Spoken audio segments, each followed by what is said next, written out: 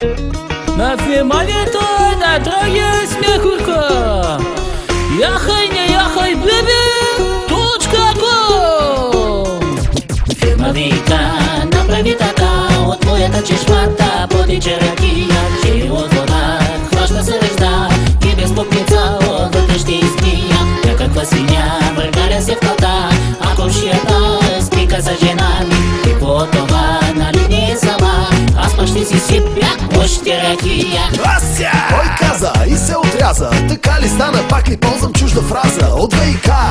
Или Драгиева чешма с луканка в ръка и огнена вода. Ще се рапира. Хайде тая вечер някой да спонсорира за купона или нещо на пилона, но преди това закопчай си панталона. Тук е каубойски бар, служи противогаза, нямаш аватар. Приличам на газар, ти пък на клошар. Ай стига бе, спри да си снобар. Няма женки, кво? Пак ще се напия и ще карам колело. Ха наляво, ха надясно, бам в едно дърво.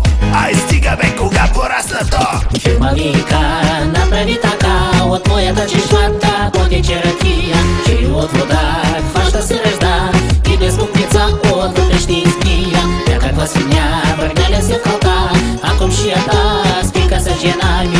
И по това, нали не е сама, аз пък ще си сипя още ракия. Едно, две, три, ой, ще пием пак на дискотека по-домашно и хоре мак. Вау!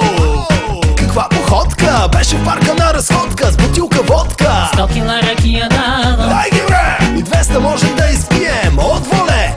Национален тим, здраве няци, българи, юнаци. Фирма вика, направи така, от моята чешмата потече ракия, че от вода хваща се ръжда и без пупница отвътре ще изпия. Някаква свиня въргаля се в калта, а комшията спика с жена ми.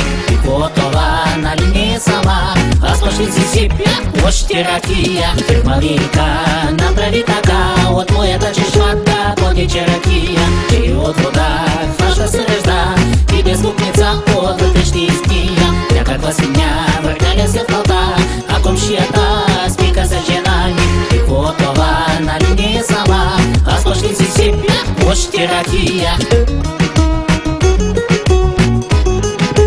Още ракия. Още ракия.